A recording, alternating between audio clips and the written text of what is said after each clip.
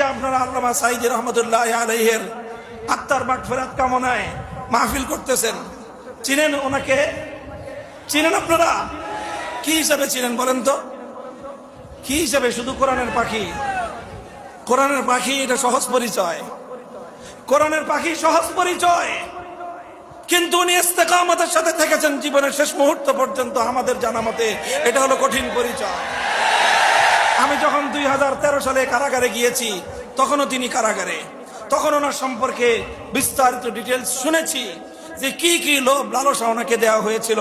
তুমি তোমার পথ ছেড়ে দাও, তোমার জন্য অনেক বড় সম্মান অপেক্ষা করছে, তোমাকে অনেক কিছু দেওয়া হবে, রাষ্ট্রীয় এই দেওয়া হবে, এই সম্মান দেওয়া হবে, এই মর্যাদা দেওয়া হবে, এই দেওয়া হবে।